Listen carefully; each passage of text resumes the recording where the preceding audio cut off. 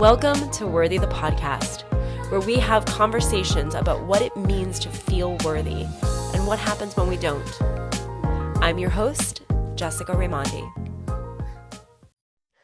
Okay, everybody, welcome back to Worthy. Today I'm really excited. I have one of my closest friends here in Miami here with me today, Joanne Loiben, and I'm really excited to talk to you and to have our listeners get to know you. So Joanne, again, not only is one of my dearest friends and a really cool person, but she is a rabbi at Temple Beth Shalom here on Miami Beach, and I really wanted to have her come in and chat with us today about all things worthy and what she does. So I'm going to read your little bio here, okay? So she's rabbi at Temple Beth Shalom here in Miami Beach. Been serving for the past 6 years or more now. Six and a half. Okay. Originally from Chicago. And you were ordained by Hebrew Union College, Jewish Institute of Religion. It's a mouthful.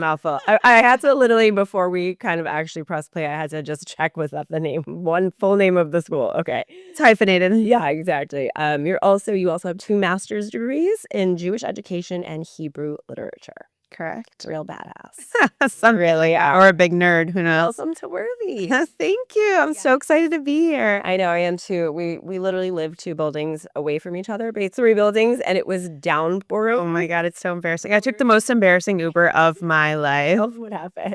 I live on 12th Street and Jess lives on 9th. And the rain just did not stop until the Uber came to my house, where I took a 3-block Uber in a street that was dry at that point. Yeah, pretty much as soon as I walked outside, first I stepped in a giant puddle. Oh, that's the best. But then I got in the Uber and the rain just stopped. I love it. Sky's so clear. us that would so happen. I know. Classic. Total classic. But welcome. We made it and we're here and we're doing it. So I'm totally psyched. So there's so much I want to talk to you about. And we're going to get into as much as we can today. But tell me, with everything that's been going on in this crazy world we are living in, how is it to be a rabbi right now? And then how is it to be a female rabbi right now? Yeah, it's a crazy world. It really is. Obviously, the world's kind of always been crazy. If we think about it in context, right? I feel like every time I think about what's going on right now and, the fact that we're alive in this moment in time and living in this part of the world, I'm like, we could have been gladiators, Like we could have been born at a totally different time where people were barbaric. I don't know. Yeah. I actually think about that a lot too, probably because I just watched Game of Thrones. And you're like, that time period did exist at some point. Yeah, I wonder if they were like, this is a crazy world. I wonder if they had context for it. But, in today's, I feel like things just get crazier and crazier, or they seem to get crazier and crazier. But what's really, people look to people in leadership positions, especially in spiritual leadership positions, for answers. But what's actually crazy, what's harder, I think, than being a rabbi for a big public setting, I can easily write a sermon that speaks to the time and ties the Torah portion of the week into what's currently happening. That's the things you can prepare for, but it's actually much harder to deal with the things that are happening in people's lives. Oh, wow. The individual things that are happening in people's lives and what people are going through, daily, and the different things that come up with, work and health and love lives, things like that, relationships. It's much harder to be a rabbi for an individual than it is for a big community. That's a really interesting point. I can imagine that because, well, first of all, it's the themes. I've been to some of your sermons and special occasions, the high holidays. And you write beautifully, you speak beautifully, and always there's such a beautiful and message. But I can imagine it just your do you call it a congregation? Yeah, congregation. Okay, yeah, absolutely. All of them individually look to you for guidance, so they're going to come up afterwards. And you're also you guys. It's not just you. You don't just do sermons. You're doing bar mitzvahs, and you're helping people through death and school. You work with teenagers, which is something I want to talk to you about too. Yeah, it's a lot. I do. It's Interesting interesting. responsibility. It is. Sometimes I feel the weight of it. Yeah, particularly this week for sure. But I also feel like it's interesting because sometimes people feel guilty when they come to me and they're like, this just happened. They're like, I know a lot more things are going on in the world that, I probably need your attention, but like, this is what I'm feeling in this moment. And I try to like ground people that it's relative, right? Like you can't compare your pain to someone else's pain. And there's no point in doing that anyway, but it's also, you're allowed to feel what you're feeling in the moment and not worry about in context in the greater world what's happening. Like it just, Well, yeah, and there's comparing doesn't really, we're all kind of the word suffering. I did a podcast. We talked about suffering a little bit. It's everybody's going through it in some way. right. And on the flip side, one of my other favorite podcasters, Tinks, she always says comparison is the thief of joy, right? If we're comparing not our pain, but what other people have as opposed to what we have, it's like we can't live that way. No, I can see that. I mean, that is a big thing. I think, touching on obviously what worthy is about too. It's like once we start going down that road, the comparison, and not only I feel like does it steal joy, but it steals our sense of worth and value. Absolutely. Because it's like, I don't, it puts it into that sentence, like, when I get this, then I'll be, or Right. if I don't have that, then I must be, da, da, da, and you kind of Right. fill the blanks in.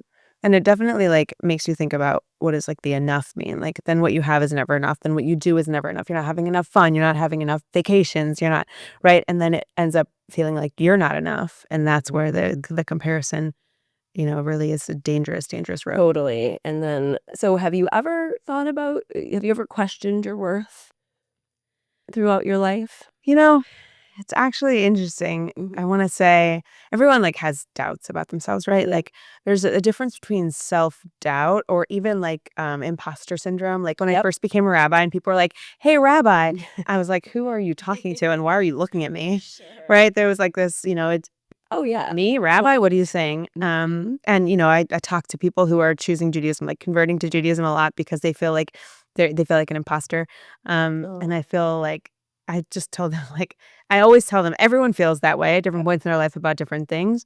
So I think there's a difference between a little bit of doubt and feeling like I'm not enough, like I don't have a sense of purpose. I know it's a little embarrassing to admit it, but I haven't really felt that way. No, I love it. That I want to have conversations with people who also haven't had that experience. I also think you were touching on it too. It's like there's different words, right? I feel like worth is like this innate value that we have. And so maybe it's not questioning worth. Some people get insecure, right? Or lack of confidence. And those are like little pieces. Right. There's like things like I wish I was this. I wish there was like little pieces that we can all talk about. Obviously, that everyone has. But I think like the innate sense of self-worth and doubting my worthiness, that I don't think I've ever truly felt. So where does that strong sense of worth come from? Like, what was it like for you as a child? What were you like as a child? That was Rabbi Joanne. Annoying. I don't know. I was definitely. Yeah.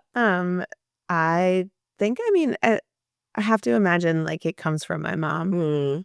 Jackie, I did that to meet her too. Hi, Jackie. She was in town this week and I got to bring her to the synagogue and, she loved meeting all these people that were like, people ask like, what was I like as a kid? Yeah. It's a popular question. Somebody asked her like, was she always this bright shining star when her whole life when she was little? And my mom's like, yeah, she was. But a lot of didn't take that in. Actually, I wasn't there, thank God. I would have died. But that's such a beautiful compliment, It was so nice. And for her, like, it was such a gift to her, obviously, which is all I want. But I remember something very specific I don't know if it fully answers your question, but I remember looking in the mirror and telling myself I was pretty. So embarrassing. I'm so annoying. But isn't it funny that that's embarrassing? But why is that embarrassing? Right. That's a whole other conversation. I was like, I was young. So in my like 5 or below, and I barely remember it. Maybe it's also like a story that I was told. Who knows? Like, and there's kind of memories jumbled. Yeah. But my grandma was like, you shouldn't say that. Like, stop saying that. And my mom, I won't say which grandma, but how does it matter? Don't want to out anyway. And my mom was like, she stopped her from saying that to me and was like, "Are you serious? Like, you should say that every single day." And it was such a weird thing. I don't know how many kids like do that, but it was almost like self-affirmations from when I was What little. did you think to do that? Like, who knows? that? I love that came from like your a child's self. I think children do that a lot. It's funny because when I work with kids, there's this idea that they don't wanna be, like, braggy already by, like, kindergarten. Maybe in kindergarten, they're still a little bit, like, happy to talk about what they're good at and tell you all the things they're really good at, which it's hilarious. Yes, it is. But it changes. There's something that shifts.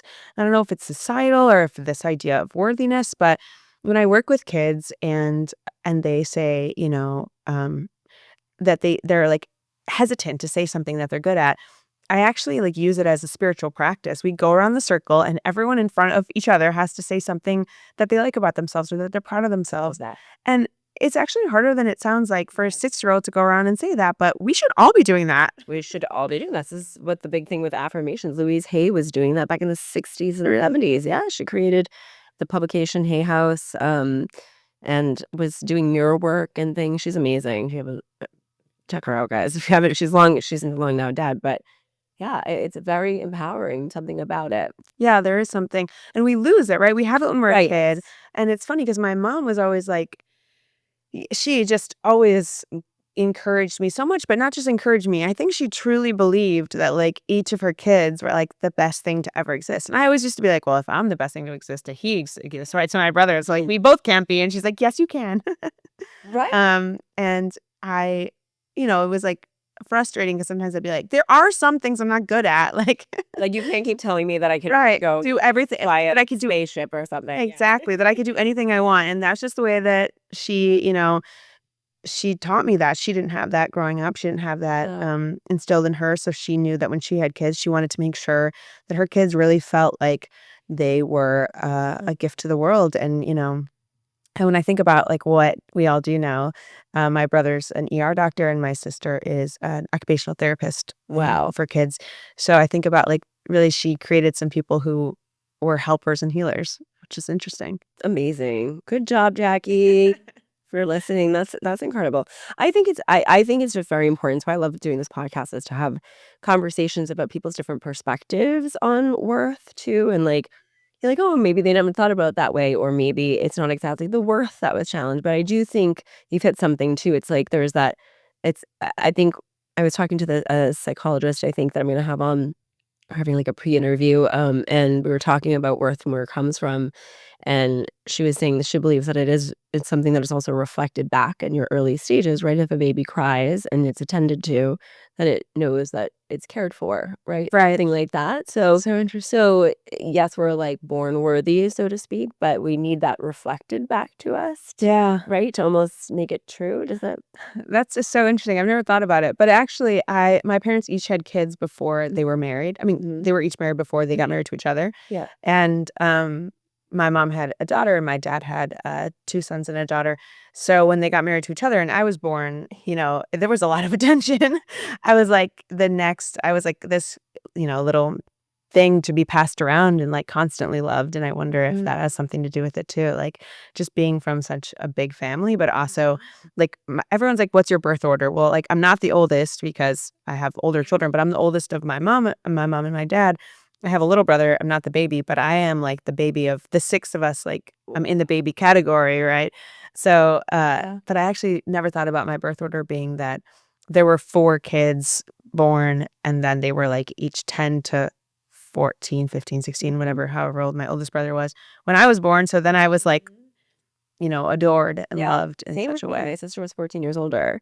So, I mean, like from a different, my mom was married before and then coming in, you're like the baby and they're like older. So it's like their baby kind of. My sister's like my sister mom, Right. There's a lot I love. So like adored and the product of that like love relationship, and whatnot. It's interesting.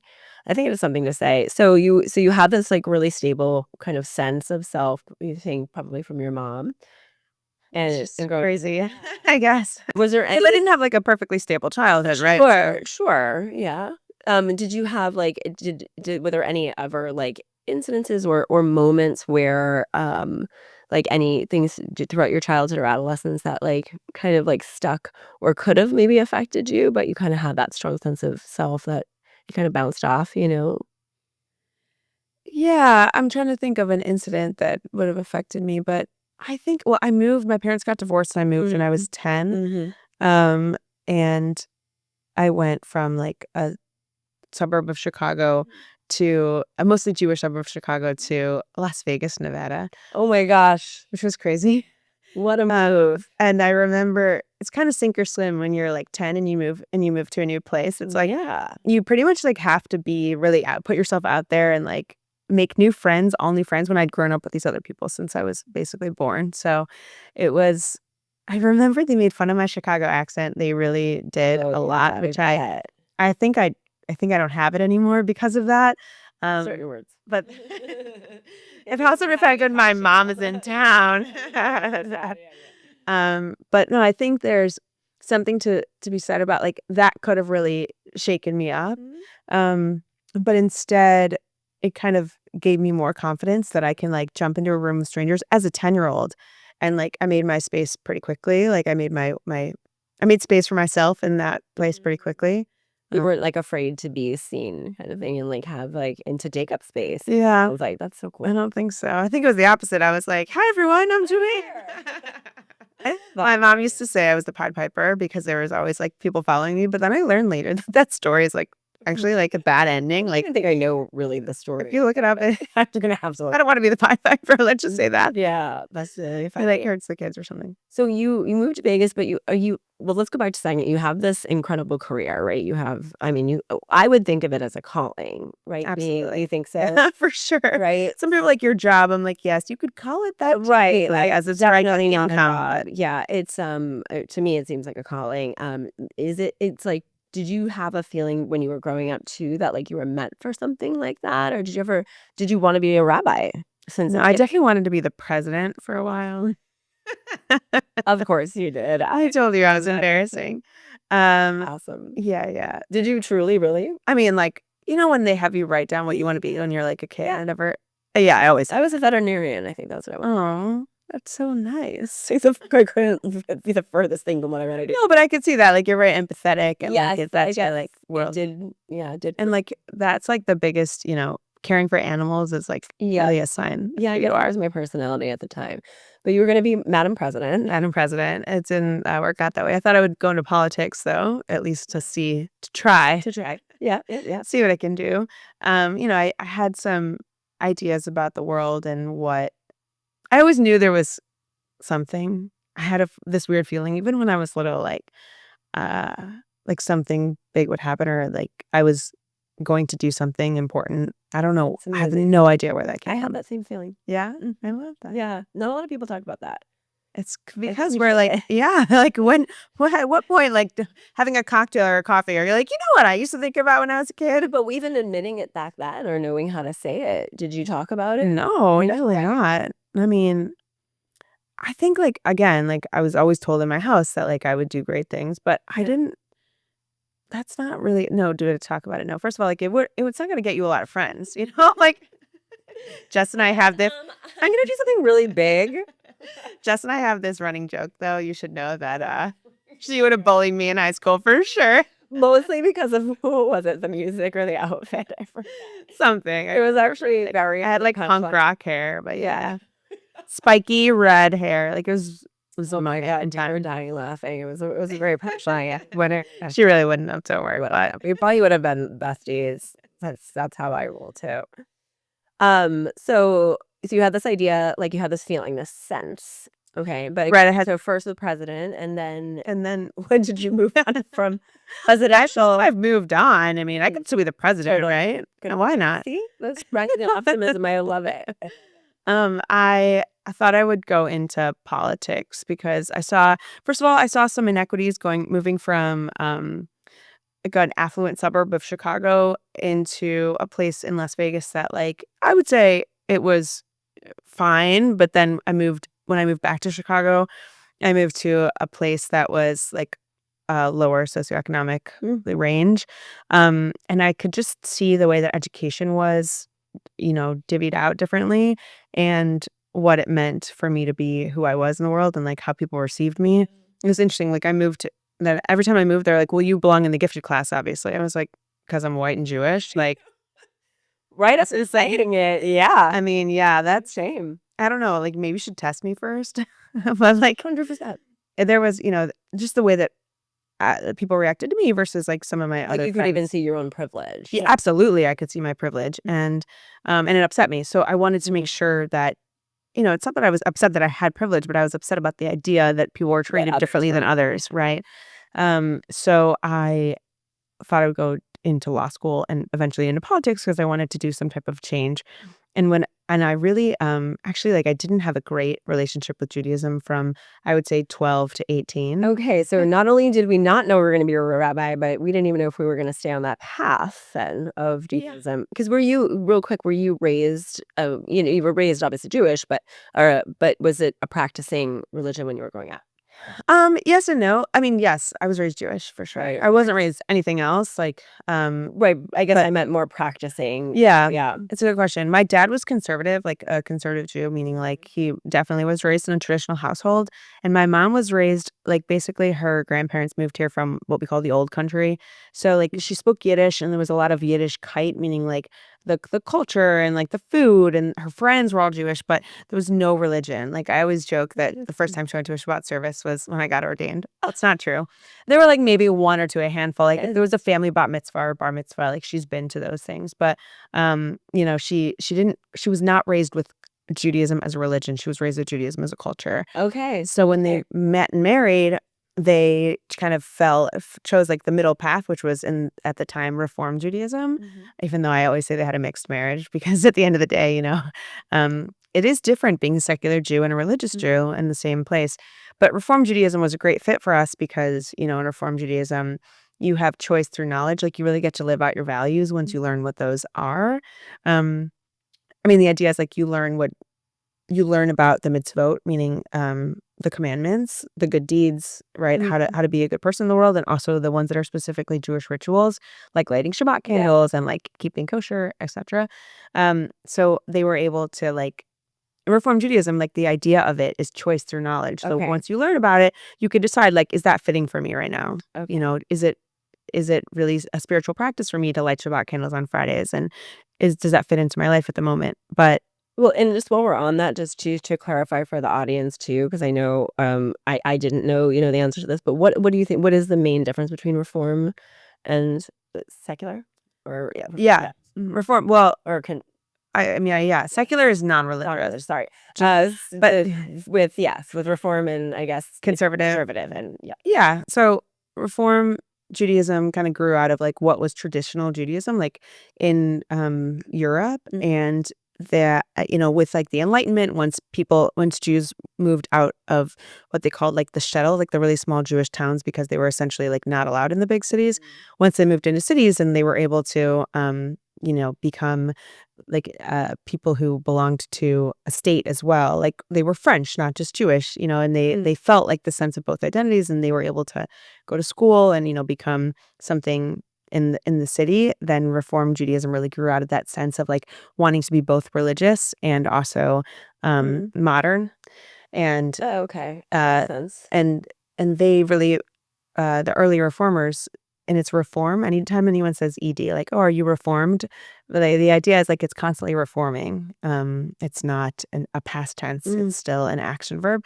So the idea is that they were able to do both, and that we're no longer, the way they were able to do that is by saying that we are no longer obligated to the commandments from the Torah. There are 613 commandments, we say, and that's like the magic number. And those are the commandments that are found in the Torah. I'm not sure I've ever seen like a complete list, and I think people would have different lists.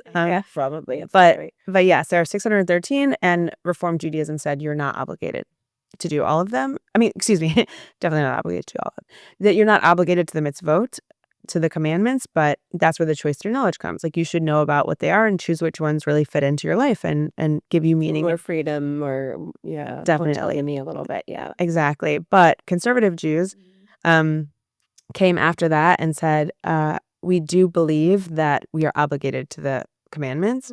And we also believe we can be modern, so they kind of make it work in ways like you can drive on Shabbat, which normally, if you were Orthodox, would not work, but you could drive if you're going to synagogue, right? Because you're obligated to the commandment of synagogue, but the driving is what gets you there, because like neighborhoods look different than like Right, and of course those are the times now, right? Exactly. So yeah, and things are further away or right. Not everyone lives in like the small neighborhood of just Jewish people. You could walk to the synagogue. So, but they do still feel obligated. That's the main difference. Reformed Jews do not believe we're obligated to the commandments, and conservatives still do. Amazing. I didn't know that. Okay. So, all right. So back to little you. Yeah, Lonnie, thank you for that. And I think I think it's important to clarify because I mean, like I said, I have friends and people in my life, and I can never really explain what that is. I mean, most Jews also probably wouldn't be able to explain what they're like. It's like Diet Coke. They like, think there's like a hierarchy. Anytime somebody goes like this, I'm like, it's not a hierarchy. It's like this, right? It's a spectrum. Interesting. Which is different. It's an important distinction for me as a Reform rabbi, especially. Yeah. So you're going through your life. You kind of know you're meant for something bigger. You want to be president. Then you were saying that you weren't really. This is how this how we started. That you felt like you weren't really vibing with Judaism. Okay. Right. So when I moved to Las Vegas, as I mentioned, when my parents got divorced, a lot of other things happened at the time, and we didn't have a lot of money in that moment in time. And my mom was a single mom struggling, to make ends meet, to make sure we had food on the table and things like that. So she wanted us to have that structure of a community, and we belonged to a synagogue in Chicago, so it made sense that would be like a nice connection because everything else changed. And Vegas didn't obviously feel like home. Some of my older siblings, as well as my dad and all my family, like my entire family, both sides for generations back are from Chicago. So everyone was there. So my mom wanted something to feel similar. So she joined a synagogue with us, and I loved it. My brother and I were super involved in the youth group, and we would like come home from Sunday school and like practice the prayers together. So cute. We're such dorks. We'd be like, okay, let's do it one more time. Just like sitting on the couch. Dicking, right? It was like, you dididn't have like handheld devices at that point, It had like one Not a light TV. inspection. Like, let's recite prayers. Yeah. Just do it. But we liked to be able to like read the Hebrew in a different language. It was cool. But at that point, I was like very much excited about it. And also like, that's where I really made like very close friends. And my mom knew that she wasn't able to afford the full dues.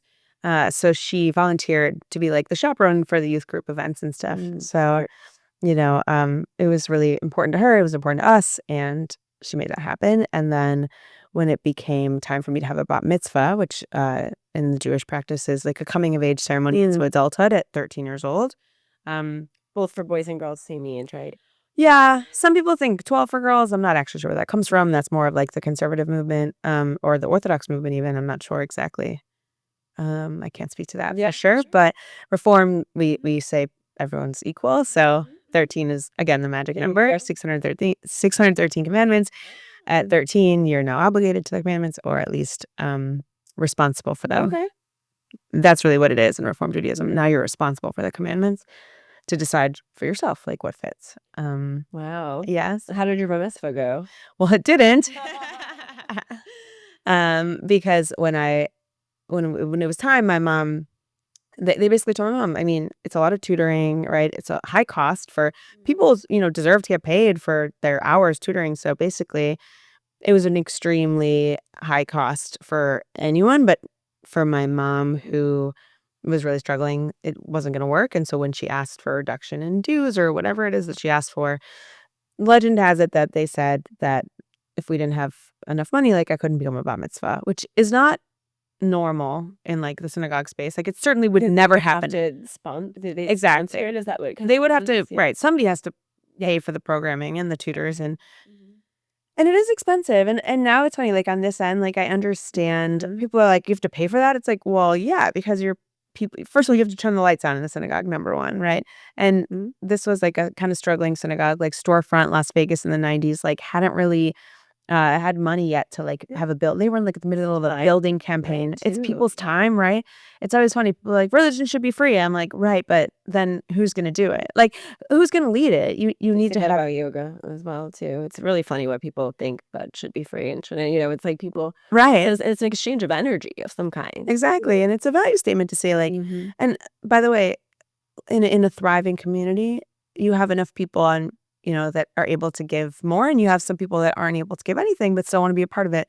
So a really healthy community should have people a sliding scale almost, and a sliding scale, or exactly, but at least enough that everyone can kind of be a part of it. And that's not what happened in this case, or the message was the wrong message. Whatever it is that happened, I was not able to have a bat mitzvah. And the thing that I felt the most bad about was my mom, right? She wanted to provide this for me, and like working so hard to do that, and she felt like she couldn't do that. So I really feel like that was what made me so angry. But it's funny because instead of me becoming, I like said I was an atheist after that. I was like, religion is. There's the punk. Obviously, like then I became an angsty teenager, like 13 anyway. Like that's a tough time. So I felt like I really. I would put it out to the world like atheist and like anarchy. I believe in all these things, whatever. Definitely punk rock, fake punk rock, whatever. I sold out for sure in the end. But the idea that I wanted to become a rabbi, like obviously would have never happened then, but weirdly, like I never stopped the conversation with God. I was angry at God. And so at night I was like, then saying like, why in my prayers or conversation, I would never called it prayer at the time, but at night I was still in conversation. You're talking to something. I was talking to something. I still certainly believed in a higher power. Yeah, that's so interesting. So how did Joanne get here? So then, wait, did you have like, you kind of rebelled from it a little bit? Yeah, I mean, softcore rebel. I mean, of course, like you're still Joanne. I know, it's funny because like as a rebel, like. It was pretty trendy to be like a straight edge. I don't know if you've ever heard of that, but yeah, for sure. Oh, I didn't know. So like instead of like rebelling with like drugs and whatever, alcohol or whatever. Exactly. I was definitely a straight edge, and like I wore like the straight edge symbol on me, and that's what we were talking about. That's it. I was like, if it wasn't that, I'll add it to the list. This is the one I've been wearing for sure. I guess so. Yeah. So anyway, I was in high school. Like I was a punk rocker and I was a drummer. I was super into music. I played in the bands and every band, not just in like the punk rock band outside of school, but I was in like it was in the symphonic orchestra. I was in the marching band. I was on the drum line. I was in a steel drum band. We played once on a cruise ship, and I worked for a summer at Six Flags with my steel drum band. Like a lot of things, so multifaceted. I love it. It's like and how have I not heard you play the drums? Yeah, I have to find some place to that. Every once in a while it happens now, yes. But yeah, I was like very much interested. It's funny, like I always say music became my religion at that point because like still in my soul I was a religious person. But when I came choosing a college, I really chose based on going into doing something for the greater good, for the greater purpose. And I found a Jesuit school because, good Jew on a Jesuit campus, why not? They have just such great values of like, first of all, educating the whole person, which I think is really important, but also social justice and giving back to the world and, being there, being like a contributing member of society in a real way. And they live out those values or, on campus, I really felt that they did amazing work. I got to do some service trips with them and like kind of see how the religion works.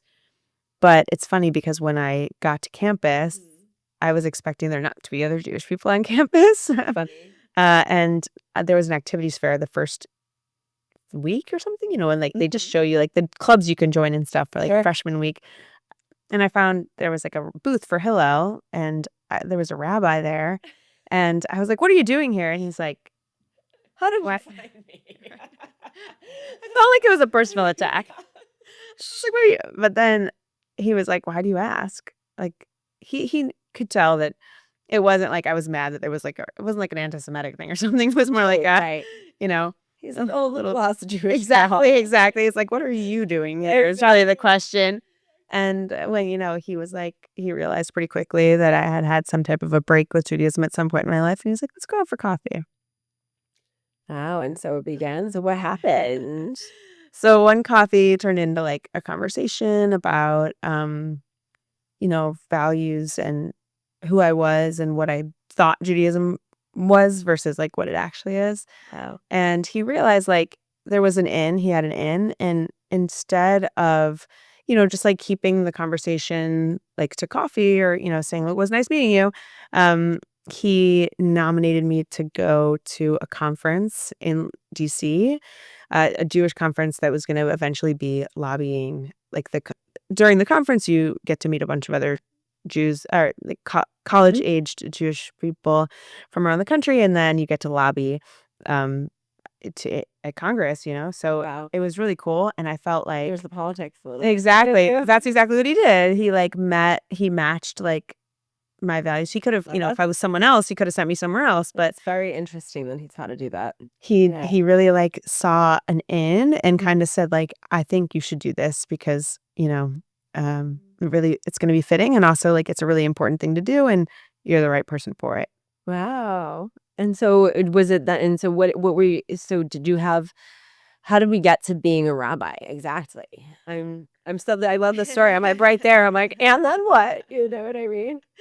And what is better than you finding this at a Jesuit school? I know, and I'm like, there it is. We run a Jesuit campus. I mean, yeah, truly, that'll be the name of this podcast, the episode.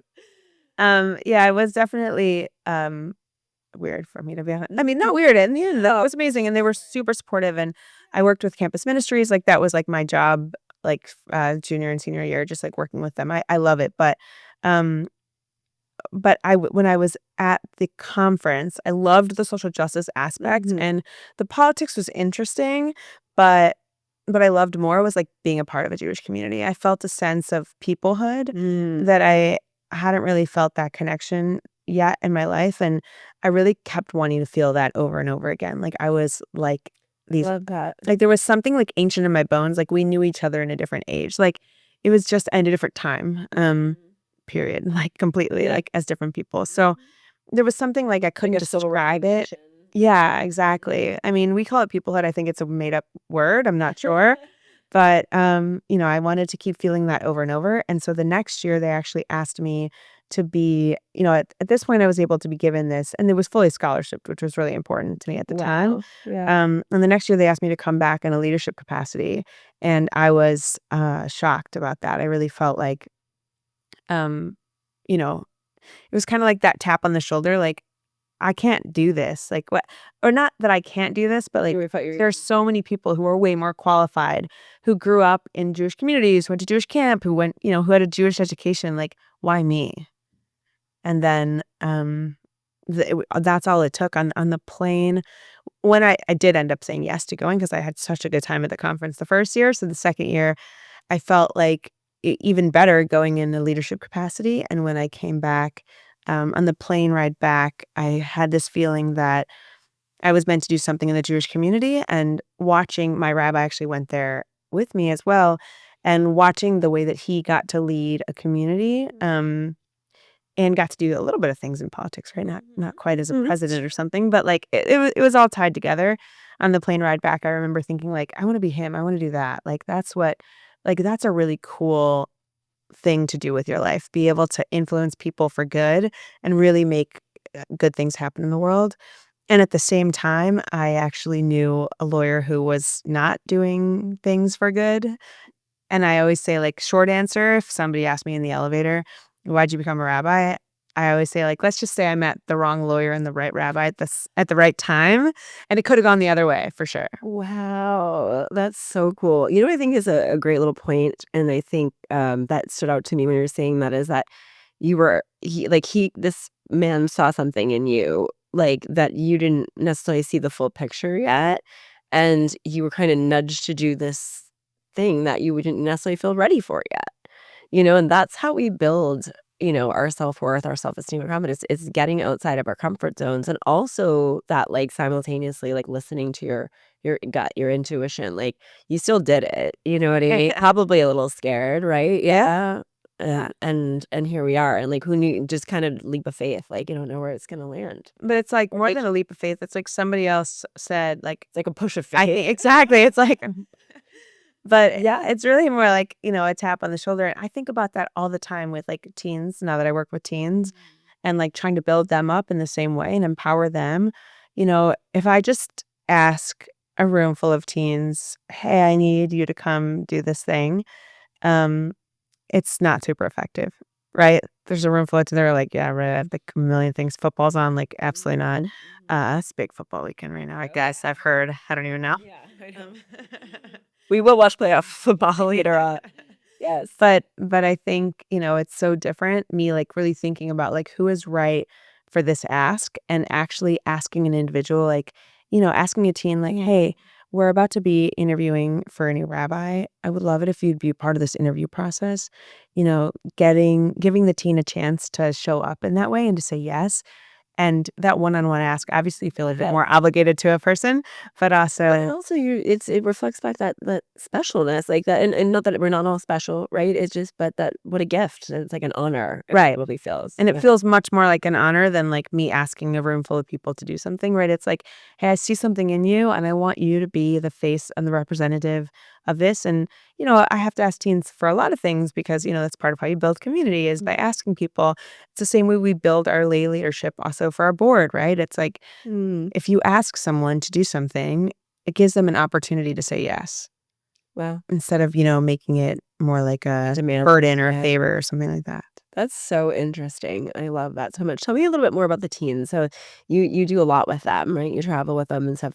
What are you seeing, like, I mean, teens, right? I mean, I feel like I'm always wondering, like, in the self-worth conversation, like, where does the fractures start to come in? And I think it's very early on, honestly, but teenagers, how are they doing? How do they seem to be doing? There's a heaviness in the world for sure. Sorry, and what? No, I was gonna say go with that part.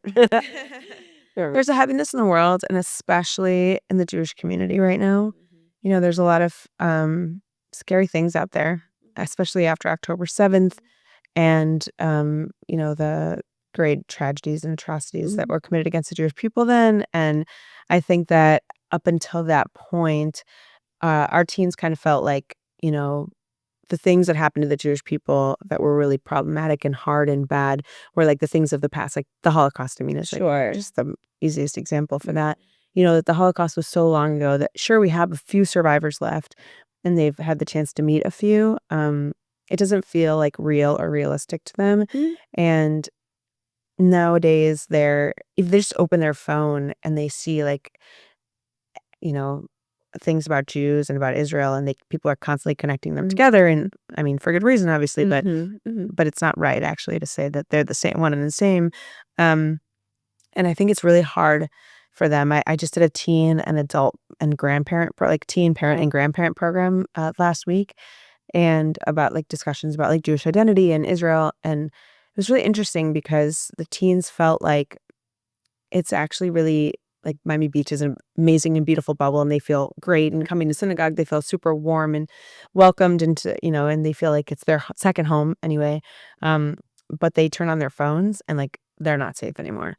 Yeah. And so they're not feeling safe, really. they're questioning you. Yeah, they're questioning just a lot of things. And anyway, it's like the time where they're questioning a lot of things. And anyway, when they turn on their phones, it's like their friend is doing this and this friend is doing, like, there's that comparison again and right back at it. Yeah. And so like this age that's really grown up on social media, I think it's not good for us. No, it's really hard to watch. I always say it's like I remember feeling all of those things, the comparison, the not good enough, or even if it's just for a second, looking at magazines, right? And or commercials, and you just, we've been trained to think we're not enough, since all the media has been, going on. I can't imagine having this in my hand. And then also, imagine you're left out of a party, you're not invited to something, and you see them all somewhere. So we wouldn't necessarily know those things. But ignorance is bliss. So how do you compare them? I mean, you guys, you have such an influence. You travel a lot with different groups, right? And you get this like kind of really great one-on-one time, intense time. How do you give them some guidance? I mean, I think a lot of it, and it's interesting. Like, I feel like if you tell them, oh, this is the way it is, or this is what you should do, or this is they're not going to listen. No. Maybe sometimes they'll soak it in and like they'll soak it up somewhere and it'll stay and they'll think of it years later. Who knows? We don't really get to know the answer to that question. But I think a lot of it is modeling. I think the modeling really comes from like positive self-talk. When I'm on these trips and like, listen, on these trips, like I look like a crazy person usually, right? Like it's like, to be a fly on the wall. you know, you know, in the mornings we're getting up early, we're doing like, we're all day doing things, you know, coming back at night. Like I'm not going to say I feel the best. I'm not eating like normally. Like I'm not eating like I normally would, and I'm not, you know, drinking enough water. There's all these things where like I'm not feeling like physically always like my best. I'm exhausted. I don't sleep at night because I worry about them. Yeah. And I feel like it would be easy enough for me to say something like, "Oh, I look like blah blah today," or like, "Oh, I don't want to eat that." Like it's like a donut really at this time. Like we just had a bagel for breakfast, or like two bagels 2 days in a row. Right? We're in New York City. We're eating bagels every day there. But I feel like it would be easy enough. Like if I was with you, maybe I would make some of those comments, which maybe isn't. Maybe I should just, you know. But I feel But you're more comfortable, you know, to whatever. But that's like that's yourself still talking to yourself. right. It's true. It's true. But it is interesting because I feel like when I'm with them, I'm really conscious of what I'm saying, and I'm really trying to model what self-worth looks like and what it means. And that's really the hardest part. And it's also like a good check for I was myself gonna say as well. great check for yourself. Yeah. And interesting that it's like I always think it goes back to kind of like our inner child, right? So interesting that that comes up that you get protective of them. You know, you know, it's nice to think about that you're also being protective of your inner child at that time too. Right. Your inner teenager or whatever, adolescent. Right, right. I actually, like, made the mistake the other it was, like, Hanukkah, and Hanukkah at the synagogue, like, every day there's, like, something, you know, a Oh, ton of donuts. We eat yeah. donuts on Hanukkah, it's a thing because we eat, fried food because of the oil that lasted 8 days. So, I, like, picked up there was, like, a little like donut box from like Publix or something. And I had this event for kids. We did this amazing like gift wrap program, and we donated like over 200 gifts to Voices for Children, which is for kids in foster care, which was amazing, amazing, amazing. And then I picked up this donut box to see the calories on the other side, or the serving size. I just wanted to know how many donuts I could eat for the serving size. Yeah, it makes sense. They were the little donuts, you know? I was like, "Am I eating 2 or 3? What's going on here?" It's been a long day. But a kid noticed me do that. I mean, a kid, she's like 16, 17. Sure. She's 17, and she's like, "Rabbi, eat however many donuts you wanna eat." And I thought for a second, like, they're watching everything adults do, especially, like, adults that have influence over them. And I was like, "Yeah, yeah, for sure." I just, like, wanted to see I don't know what I said. I think I was like, "I'm just looking for this serving size." Quick Right? Like, I was like, "I don't care, whatever. I just wanna see if maybe I said something about, like, an allergy, if it had some." I said something quick to, like, good one. take it away from, like, her thinking that Yeah. I was going to possibly limit myself. And I was really, like, it made me think, even though we were there doing, like, this amazing mitzvah, doing this amazing good deed to raise, collect all these presents to give to children in foster care, and, like, that's an amazing thing to do. What this kid might take away, God forbid, is, like, watching me do something that could potentially be harmful. Maybe she's thinking about it, maybe she's a family member. So it is really a lot of responsibility. It is, and you are that. It's interesting. I had on the podcast. I had a woman who was lost her daughter to suicide, and started a foundation in her name, but she was cyberbullied and to the point of that horrible, you know, ending, very tragic. But we were talking about what we can, you know, look out for, and she said the same thing, modeling it. She said, and she really it was actually a very powerful moment. She really, I wanna say, took responsibility because she was, you know, the mom, and she realized where she was not modeling great self-talk and behavior, and obviously, we don't know why somebody does things like Right. there's a lot of contributing factors, but it was such a brave answer to say, like, you know, I had to look at how I was showing her how to love yourself. Right, absolutely. I mean, obviously, that's horrible and It is, extreme, and but and it there's doesn't matter, right? They can have all different sorts of issues, the OCD, the eating disorders, the things, right. And it's actually crazy. I was on a panel on Monday night, speaking about, LGBTQ plus, community members, and why that's actually a Jewish value, and showing up, you know, as exactly who you are and who you're meant to be. And this idea that in Judaism, like the first thing that happens in the Torah is that we're created in the image of God, meaning exactly who we are is who we're supposed to be and how we are supposed to be created. And almost like you're perfect as you are. Exactly. I mean, we can learn and grow and experience and all of those things, but that you're not meant to be someone else. You're meant to be you. And I love that. in the context of that panel, it's really important, of course, but there was a psychologist there, a social worker, excuse me, that was on the panel as well, that said that if a teen or if a kid has just one adult, it does not have to be their parent, but just one adult who they feel sees them, it can make all the difference as far as like, you know, God forbid, like a part of their mental health journey that could go, in a direction that's dangerous. So what does Judaism say, or if anything, like around, I mean, obviously I know they don't use the term self-worth, but what is in this religion, particularly that might address how we, like you said, you mentioned that one line. I think that's beautiful. If you can really sink that in, yeah, anything else stick out to you? Yeah, I mean, that's really like my guiding principle. I would say like the foundational piece of Judaism that I think fits in a lot of different directions. But this idea, there isn't like an exact, I mean, we can translate self-worth into Hebrew, but yeah, that this idea in Judaism that we're created b'Tselem Elohim, and that, from the beginning, I know as opposed to Christianity where there's like this original sin idea, Judaism does not have that. We're created fully pure and like our soul that, God breathes into each of us, is pure. And that's something that is a guiding principle for each person. I mean, and that every day we're supposed to wake up and say a prayer that says, "Thank you, God, for the soul that you've put into me is pure." And that reminder about, it doesn't mean perfect also. Pure and perfect are two very different things. Pure means like it to mean innocent, right? Like in a way. It's not actually innocent. Because, we have Yom Kippur every year where like we are very much admit that we've done things wrong. Sure. Yeah. But it's not innocent. It's holy.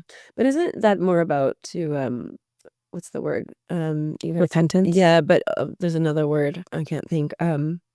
Is an A. Atonement. Yes. Which I think is lovely in a way. It's like, yeah, that reminder to self that like that we're not perfect if I have done things unintentionally, right, as well, right? Of course, I mean, I find it very rare that we're really intentionally hurting ourselves or others, but, I mean, it happens, obviously. For sure. So I liked about Yom Kippur. Yeah, absolutely. There's both. I mean, there's the things that we have to admit that we've done wrong, as well as admitting that there's things that we've done wrong that we didn't mean to.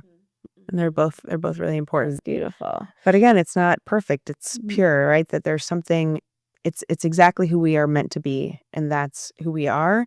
And we are not meant to be perfect. I mean, humans are not meant to be perfect. Like the next story in the Torah is like Adam and Eve, as soon as like these beings are created, the first thing they do is like eat from the tree they're not supposed to eat from, right? Like, and by the way, if they followed the rules and did what they were supposed to do, I don't think we would have a religion, because nobody would. That's not realistic. That's not interesting. We can't learn from that because humans are not like that innately. That's such a great point. Yeah. That's such a great point. I love that so much. What do you think? Do you think that we're born with a sense of worth and value? Do you think it's at birth, or what's your definition of self-worth? Joanne's definition.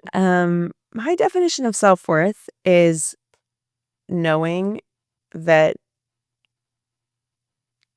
who you are, each person, is in knowing that you were created with intention and with purpose.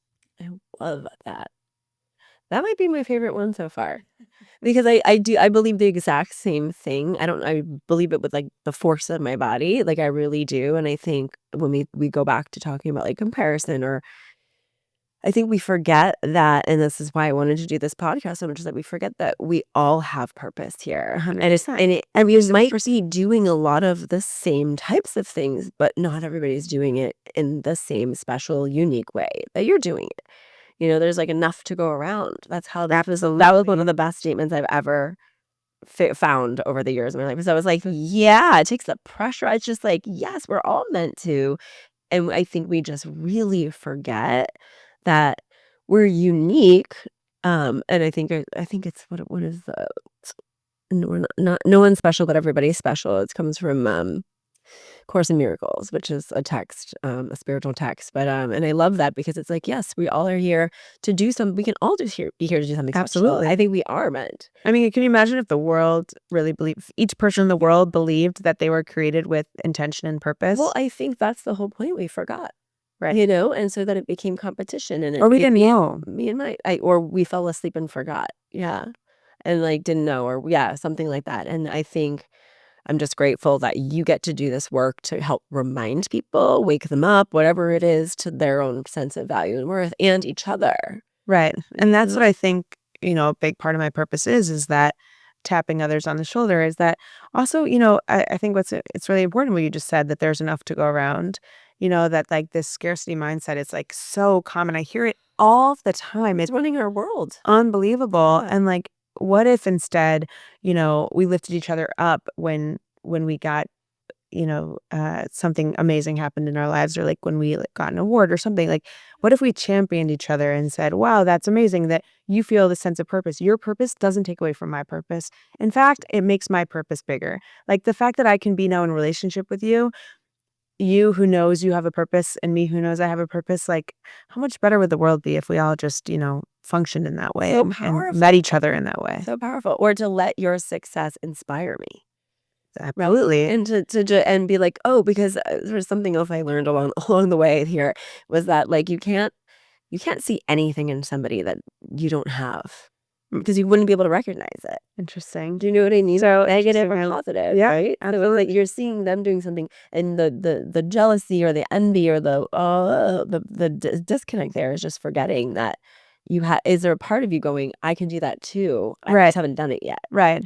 And it's interesting because I've had a lot of chances, like a lot of relationships with friends, girlfriends specifically in my life.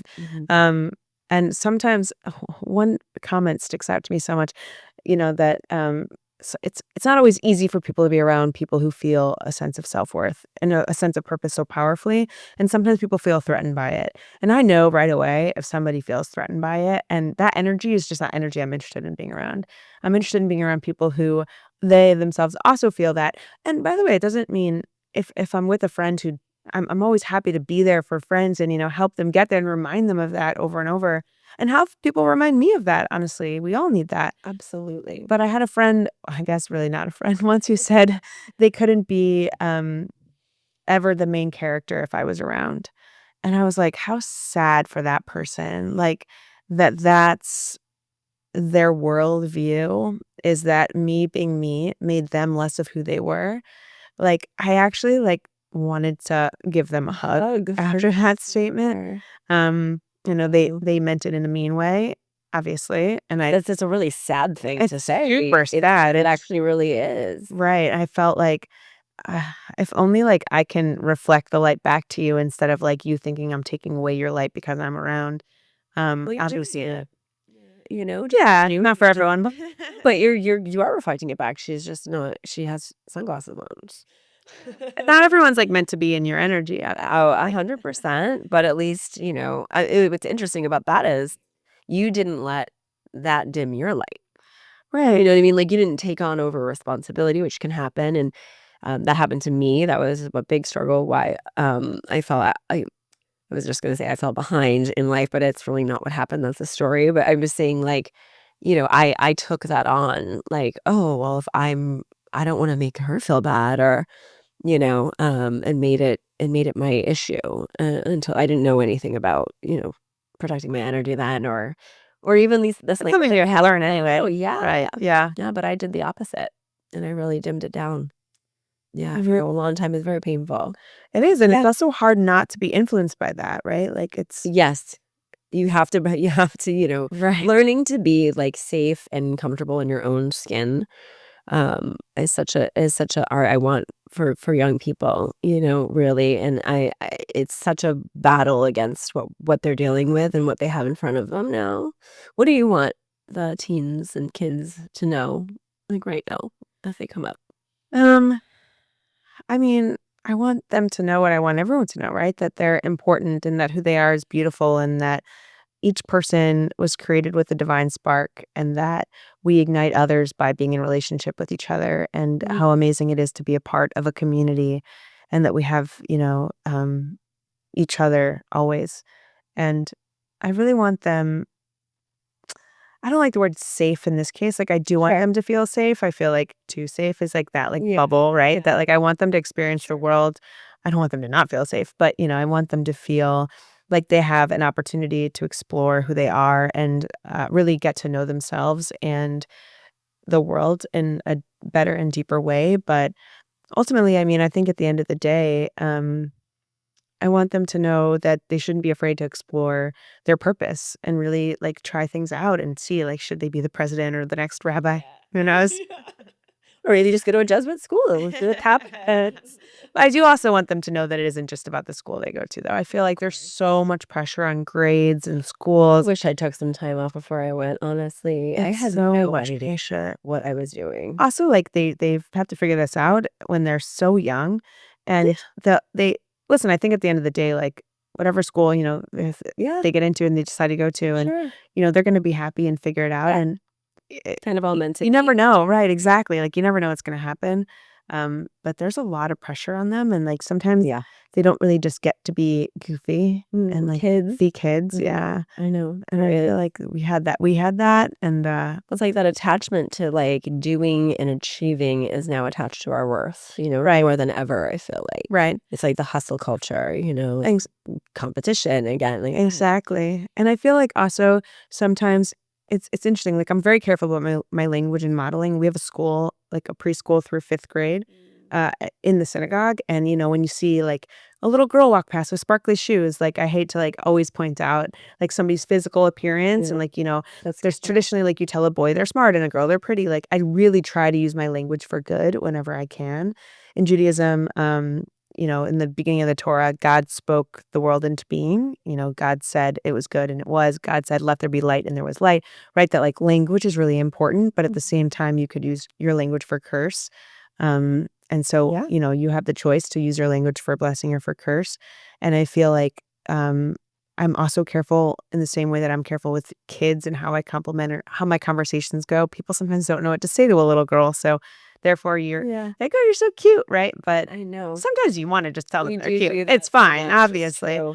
But I think that language is really important also for teens to hear that they're special and that it's not just that their accomplishments are special, it's that they're special and just separate. I was writing a letter to someone who did something and, I wanted to say like, I'm so proud of all of your accomplishments. And I just erased the word. Yes, I was using a pencil. Pencils still exist. And I was like, I'm so proud of you. And that's something Hit that, home. yeah, it's very different to say, I'm proud of your accomplishments. You can also be proud of what somebody did and achieved. I mean, people work hard, they want recognition for that, but to just actually just center it back to who you are. I'm proud of you. I love that. That's beautiful. I have the last few questions here. This has been so nice. So much fun. What do you think? So we just came out of well, actually, no, I'll say that. So I asked you, what do you want the kids to know? What's one thing we just came out of this 2025 last year? We just came into a new year rather. What I wanted to say, like, what did you want that person, that version of you to know? But what did you learn? You think what was one of your biggest learnings this last year? I guess one of my biggest learnings or something that I like my biggest takeaway was that experiences are important. Basically, like it's really important to experience things even if the end result isn't exactly what you were hoping for, to try things out.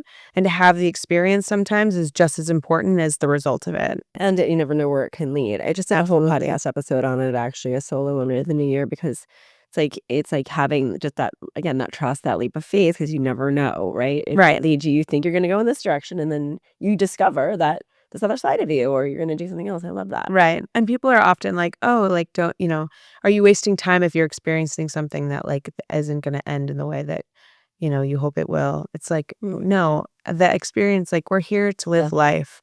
We're here to like get the most that we can out of life and not to let it pass us by. I couldn't agree more. And that's what, I'm hoping to take into this year is like to continue that real, like, eager zest for life and the experiences and see what happens. Just continue to do that. I agree. So going back to our inner child and these teenagers, what do you think was something that your younger self would have needed to hear that didn't, or from you? That's a really good question. There's like that Instagram trend that's like, Oh, that she didn't know it, but like in a couple more years, like she was going to end up blah, blah, becoming a rabbi.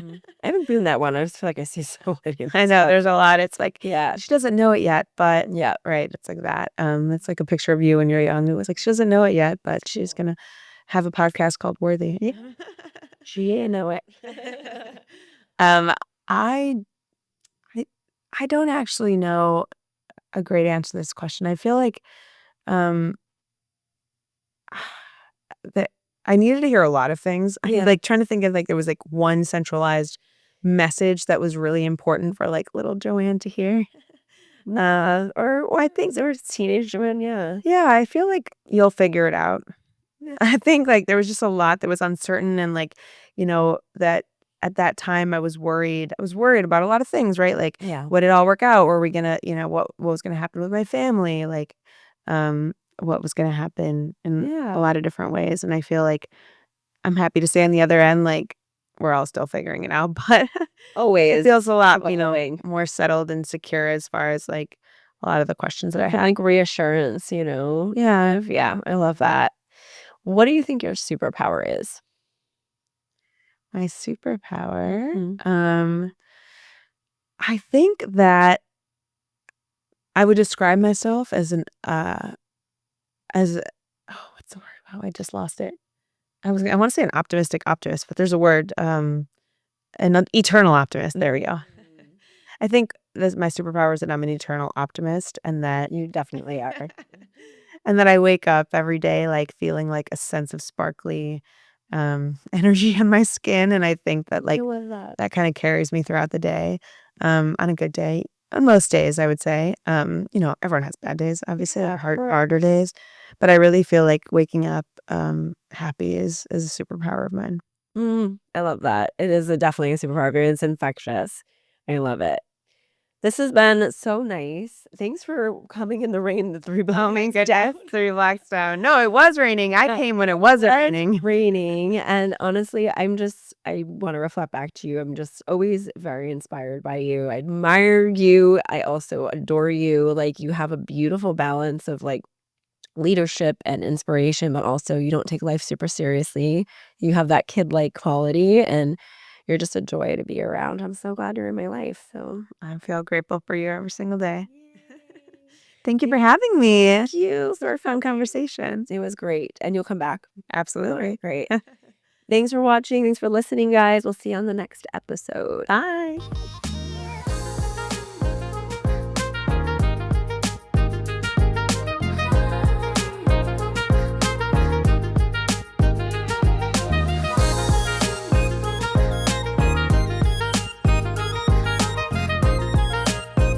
Thanks for listening to this episode of Worthy the Podcast.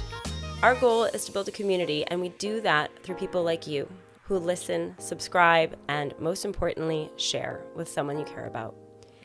Be sure to follow us on Apple Podcasts, Spotify, or wherever you're listening, as well as our YouTube channel. And if this episode resonated with you, leave a review. We want to hear from you. Thanks for being here, and remember, you've always been enough. Period.